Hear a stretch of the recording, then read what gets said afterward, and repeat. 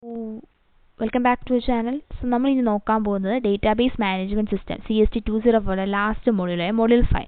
Module 5ൽ നമുക്ക് പഠിക്കാനുള്ളത് ട്രാൻസാക്ഷൻസിനെ പറ്റിയാണ്. സോ നമുക്ക് അതിൻ്റെ സിലബസ് നോക്കാം എന്തൊക്കെയാണ് module 5ലുള്ളത്.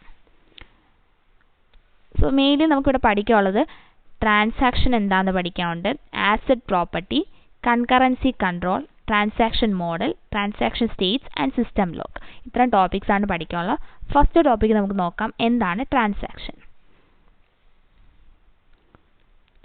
So, transaction is a group or a set of tasks into a single execution unit. അപ്പോൾ ട്രാൻസാക്ഷൻ ഗ്രൂപ്പ് എന്ന് പറഞ്ഞാൽ ഒരു സെറ്റ് ഓഫ് ടാസ്ക് ആയിരിക്കും, അതിനെ ഒരു സിംഗിൾ എക്സിക്യൂഷൻ യൂണിറ്റിലോട്ട് കൺവേർട്ട് ചെയ്യുന്നതാണ് ഈ ട്രാൻസാക്ഷൻസ് എന്ന് പറയുന്നത്. So it converts a set of task into a single execution unit. ഒരു സിംഗിൾ എക്സിക്യൂഷൻ യൂണിറ്റ് ആയിട്ട് കൺവേർട്ട് ചെയ്യുന്നതാണ് transaction. Each transaction begins with a specific task and ends when all the task in the group successfully complete. ഓരോ transaction തുടക്കുന്ന ഒരു specific task വെച്ചായിരിക്കും, അത് end ചെയ്യുന്നത് എപ്പോഴാണ് എല്ലാ ടാസ്കും ആ ഗ്രൂപ്പിലെ എല്ലാ ടാസ്കും കംപ്ലീറ്റ് ചെയ്യുമ്പോഴാണ് ഒരു ട്രാൻസാക്ഷൻ കംപ്ലീറ്റ് ആവുന്നത്. If any of the tasks fail, the transaction fails. Therefore, transaction has only two results: success or failure. ഇപ്പോൾ ഏതെങ്കിലും ഒരു ടാസ്ക് ഫെയിൽ ആവുകയാണെങ്കിൽ ആ ഹോൾ ട്രാൻസാക്ഷൻ എന്താവും, ഫെയിൽ ആവും. അതുകൊണ്ട് ട്രാൻസാക്ഷന് രണ്ട് റിസൾട്ടേ ഉണ്ടാവുള്ളൂ, ഒന്ന് സക്സസ് അല്ലെങ്കിൽ failure. Okay, incomplete steps result in the failure of transaction. Incomplete steps അതായത് ട്രാൻസാക്ഷനിൽ ഇൻകംപ്ലീറ്റ് ആയിട്ടുള്ള എന്തെങ്കിലും സ്റ്റെപ്സ് ഇൻകംപ്ലീറ്റ് ആയിട്ട് വന്നാൽ അത് ഫെയിലിയർ ആയിട്ട് റിസൾട്ടായിട്ട് കാണിക്കും. ഓക്കെ, നമുക്കിനി നോക്കാവുന്ന ACID properties in DBMS. Database മാനേജ്മെൻറ്റിലെ ആസെറ്റ് പ്രോപ്പർട്ടി എന്താണ്? ആസെറ്റ് പ്രോപ്പർട്ടി എന്ന് പറഞ്ഞാൽ A for atomicity, C for consistency and I for isolation and D for durability. അപ്പോൾ എന്താണ് ഈ atomicity എന്ന് നോക്കാം. First one, the entire transaction takes place at once or does not happen at all. atomicity എന്ന് പറഞ്ഞാൽ മൊത്തമുള്ള transaction ഒന്നെങ്കിൽ ഒരു സമയത്ത് അറ്റ് വൺസിലേ ഉണ്ടാവുള്ളൂ, അല്ലെങ്കിൽ ഡസ് നോട്ട് ഹാപ്പൺ, അല്ലെങ്കിൽ ഉണ്ടാവത്തില്ല. ആ പ്രോപ്പർട്ടിയാണ് ആസെറ്റ് പ്രോപ്പർട്ടിയിൽ അറ്റോമിസിറ്റി എന്ന് പറയുന്നത്.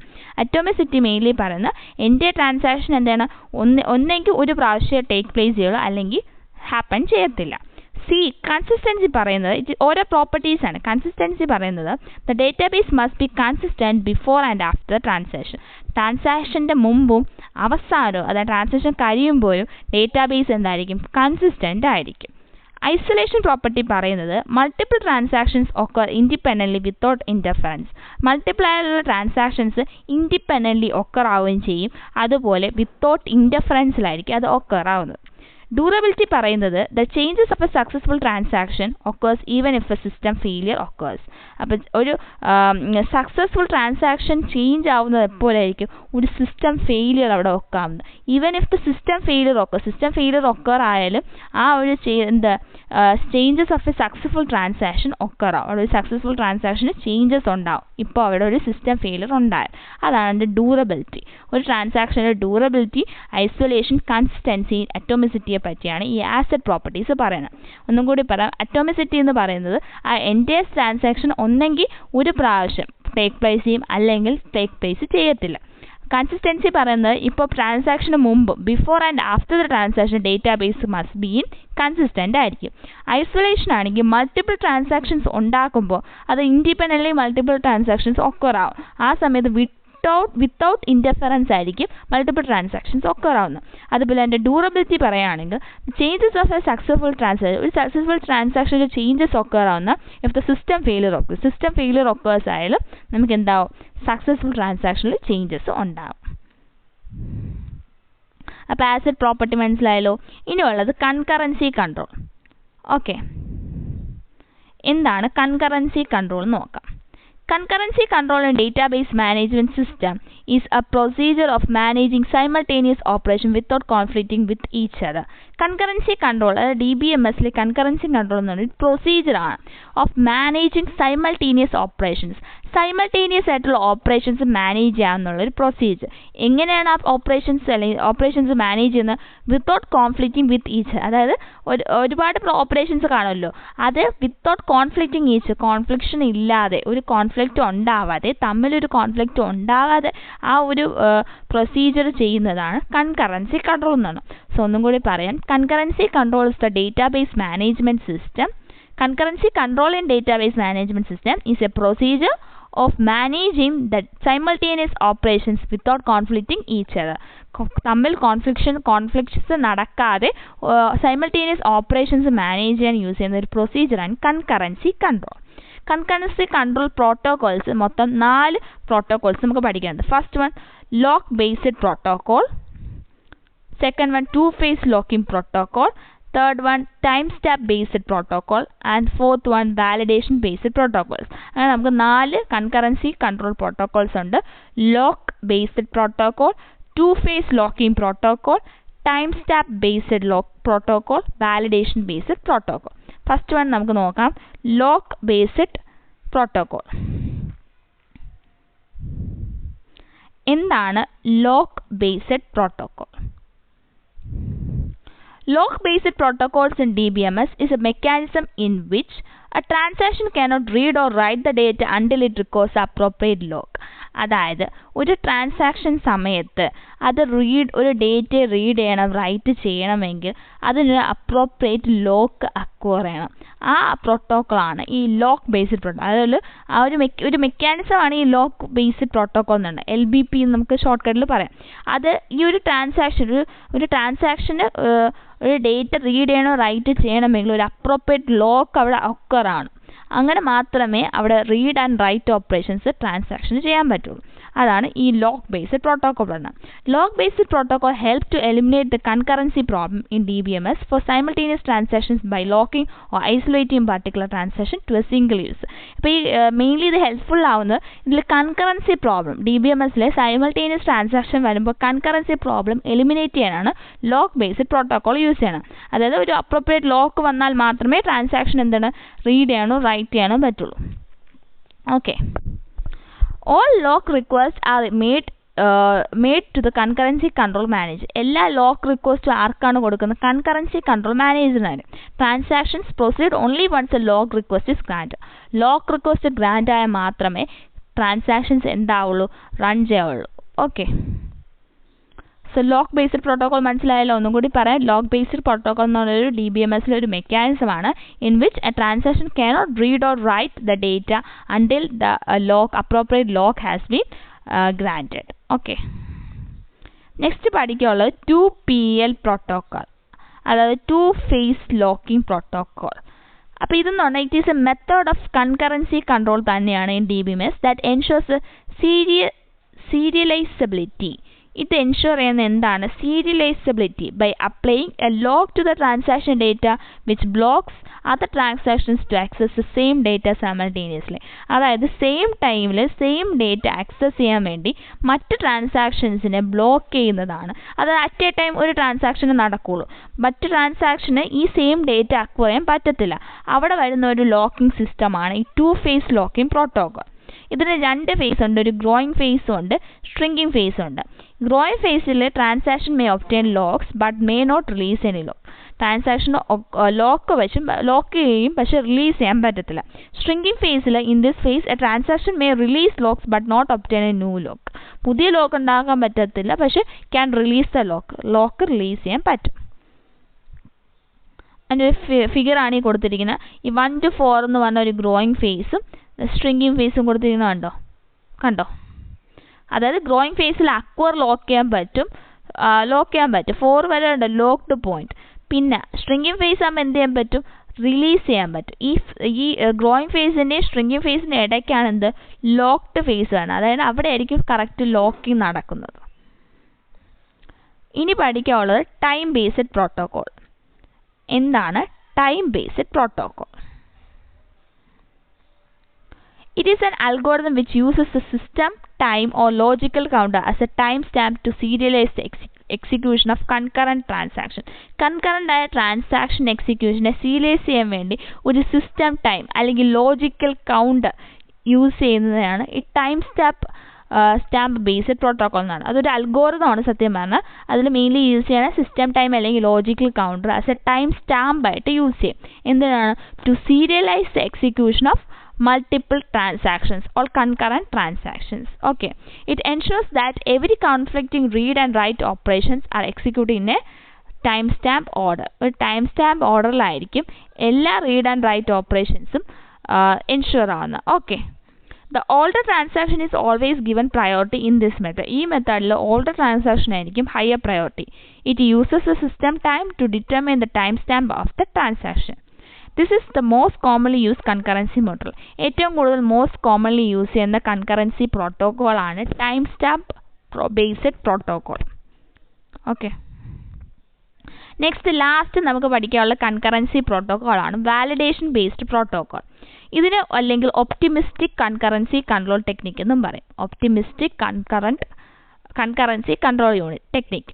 It is called optimistic because the assumption it makes. അതായത് ഈ ഒരു പ്രോട്ടോകോളിൽ അസംഷൻസ് മേക്ക് ചെയ്യും, അതുകൊണ്ടാണ് ഇതിന് ഒപ്റ്റിമിസ്റ്റിക് എന്ന് പറയുന്നത്.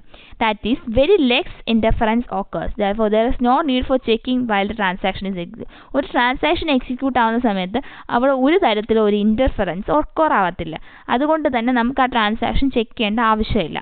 Until the transaction end is reached, updates in the transaction are not applied directly to the database. All updates are applied to the local copies of data items kept for the transaction. At the end of the transaction execution, while execution of the transaction, a validation phase checks whether any of the transaction updates violate the serializability. അപ്പോൾ last ഈ transaction end ചെയ്യുന്ന സമയത്തായിരിക്കും ഈ validation face വരുന്നത്. ഈ validation face എന്ത് ചെയ്യും, ഈ ട്രാൻസാക്ഷൻ ചെക്ക് ചെയ്തിട്ട് അപ്ഡേറ്റ് കൊടുക്കും. അതായത് എന്തെങ്കിലും സീരിയസബിലിറ്റി എന്തെങ്കിലും വയലേറ്റ് ചെയ്തിട്ടുണ്ടോ എന്ന് നോക്കും. If there is no violation of serializability, the transaction is committed and the database updated. ഇപ്പം അങ്ങനെ ഒരു സീരിയസബിലിറ്റി വയലേഷൻ നടന്നിട്ടില്ലെങ്കിൽ ട്രാൻസാക്ഷൻ ഈസ് കമ്മിറ്റഡ് ആവും, അതേപോലെ ഡേറ്റാബേസ് എന്താവും, അപ്ഡേറ്റഡ് ആവും. ഇതാണ് വാലിഡേഷൻ ബേസ്ഡ് പ്രോട്ടോകോൾ. ഇനി പഠിക്കാനുള്ള ടോപ്പിക്ക് വന്നിട്ട് ട്രാൻസാക്ഷൻ മോഡൽ എന്താണ്. Transactions access the data using two operations. Mainly transaction model രണ്ടും ഓപ്പറേഷൻസ് ആണ് പെർഫോം ചെയ്യുന്നത്. അതായത് read operation and write operation. രണ്ടും എക്സ് വെച്ചാണ് ഡിനോട്ട് ചെയ്യണം. വിച്ച് റീഡ് ഓപ്പറേഷൻ എന്ന് പറഞ്ഞാൽ which transfers the data item X from the database to a variable. X എന്ന് പറഞ്ഞ ഡേറ്റ ഐറ്റത്തെ ഡേറ്റാ ബേസിൽ നിന്ന് വേരിയബിളിലോട്ട് ട്രാൻസ്ഫർ ചെയ്യാണ്, റീഡ് ചെയ്യണം. Also called X in a buffer in main memory belonging to the transaction that execute the read operation. Write ആണെങ്കിൽ which transfers the value in the variable x in the main memory buffer of the transaction that execute the write to the data item x in the database. So ഇവിടെ value എന്ത് variable എക്സിലുള്ളതാണെങ്കിൽ transfer ചെയ്യണം. Okay, transaction സ്റ്റേറ്റിനെ പറ്റിയാണ് ഇനി കൊടുക്കുന്നത്. Transaction States in DBMS ആണ് കൊടുത്തിരിക്കുന്നത്. നമുക്ക് മൊത്തത്തിൽ ട്രാൻസാക്ഷൻ സ്റ്റേറ്റ്സ് കൊടുത്തിട്ടുണ്ട്. ഒരു ആക്റ്റീവ് സ്റ്റേറ്റ് ഉണ്ട്, പാർഷ്യലി കമ്മിറ്റഡ് സ്റ്റേറ്റ് ഉണ്ട്, committed state, terminated state, aborted state, failed state. ഈ സ്റ്റേറ്റ്സിലൂടെയൊക്കെ ആയിരിക്കും ഒരു ട്രാൻസാക്ഷൻ പോകുന്നത്. ആക്റ്റീവ് സ്റ്റേറ്റ് എന്ന് പറയുമ്പോൾ when the instructions of the transaction running then the transaction is in active state. ട്രാൻസാക്ഷൻ്റെ ഇൻസ്ട്രക്ഷൻസ് ഒക്കെ റണ്ണിങ് ആണെങ്കിൽ അത് ആക്റ്റീവ് സ്റ്റേറ്റിലായിരിക്കും. ആ സ്റ്റേറ്റിൽ യൂസ് ചെയ്യുന്നത് റീഡ് ആൻഡ് റൈറ്റ് ഓപ്പറേഷൻസ് ആയിരിക്കും, വിത്തൗട്ട് ആൻ എററിലാണെങ്കിൽ മാത്രം. ഓക്കെ, അപ്പോൾ ഇപ്പോൾ ഈ if all the read and write operations are performed without an error, ഒരു എററിലല്ല read and write operations perform ചെയ്യുന്നതെങ്കിൽ ഈ ആക്റ്റീവ് സ്റ്റേറ്റിൽ നിന്ന് ട്രാൻസാക്ഷൻ എങ്ങോട്ട് പോകും, പാർഷ്യലി കമ്മിറ്റഡ് സ്റ്റേറ്റിലോട്ട് പോകും. ഇഫ് എനി ഇൻസ്ട്രക്ഷൻ ഫെയിൽ, എന്തെങ്കിലും ഇൻസ്ട്രക്ഷൻ ഫെയിൽ ആയിക്കഴിഞ്ഞാൽ പാർഷ്യലി കമ്മിറ്റ് ചെയ്യുന്നുണ്ട് ആരോ ആർക്കുണ്ട് ഫെയിലിയർ സ്റ്റേറ്റിൽ പോകും. ഓക്കെ, ഇപ്പോൾ റീഡ് ആൻഡ് റൈറ്റ് ഓപ്പറേഷൻ നടന്നാൽ അത് പാർഷ്യലി കമ്മിറ്റഡ് സ്റ്റേറ്റിൽ പോകും. ഫെയിലിയർ നടക്കുക എവിടെ പോകും, ഫെയിൽഡ് സ്റ്റേറ്റിലോട്ട് പോകും. Partially committed state എന്ന് പറഞ്ഞാൽ after the completion of all the read and write operations, the changes are made in the main memory. read and write operation complete ചെയ്ത് കഴിഞ്ഞാൽ ചേഞ്ചസ് എവിടെ ചേഞ്ച് ആവും, പാർഷ്യലി കമ്മിറ്റഡ് ചെയ്യുന്നത് main മെമ്മറിയിൽ എന്താ updation നടക്കും.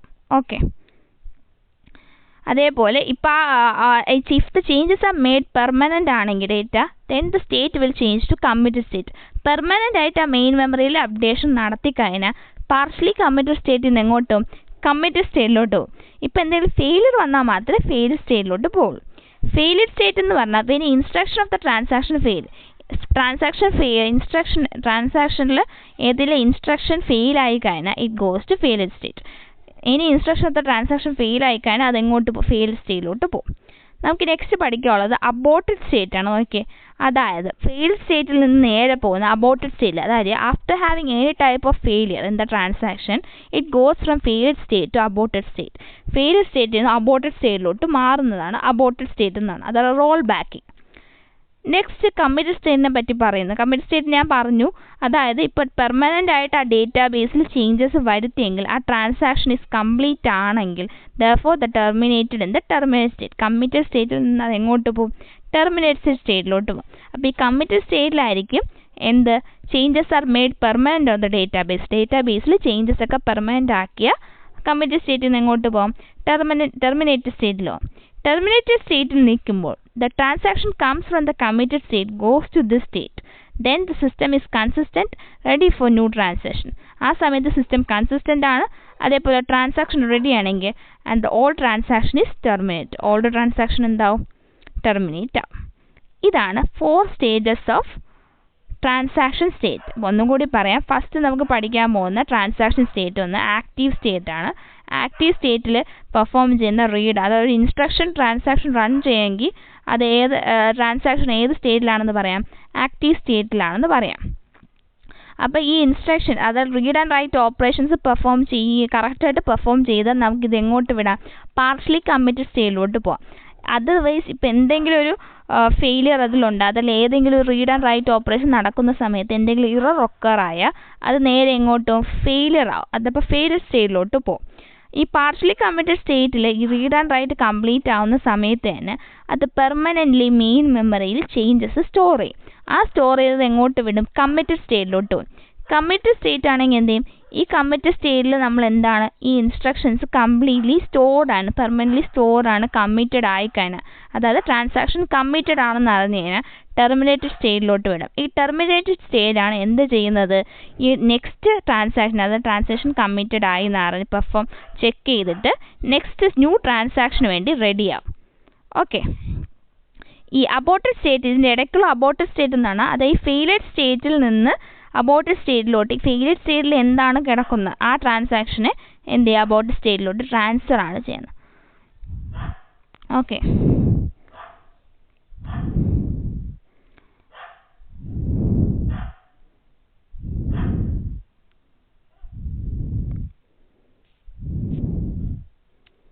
നമുക്കിനി ലാസ്റ്റ് പഠിക്കാനുള്ള ടോപ്പിക് വന്നിട്ട് സിസ്റ്റം ലോഗ് എന്താണ്. So what is a system log? Log is a sequence of record. ഒരു സീക്വൻസ് ഓഫ് റെക്കോർഡിനെ നമുക്ക് എന്തെന്ന് പറയാം? ലോഗ് എന്ന് പറയാം. Which maintains the record of the action performed by a transaction. ഒരു ട്രാൻസാക്ഷൻ പെർഫോം ചെയ്യുമ്പോൾ മെയിൻറ്റെയിൻ ചെയ്യുന്ന റെക്കോർഡ് ഓഫ് ആക്ഷൻസ് ആണ് ഈ സീക്വൻസ് ഓഫ് റെക്കോർഡ്സിൽ വരുന്നത്. It is important that the logs are written prior to the actual modification and stored in the stable storage media, which is file safe.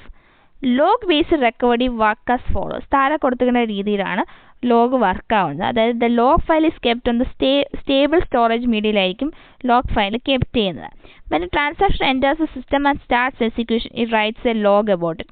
അപ്പോൾ നമ്മൾ കൊടുക്കുന്ന log എന്ന് പറഞ്ഞാൽ ഇങ്ങനെ ആയിരിക്കും.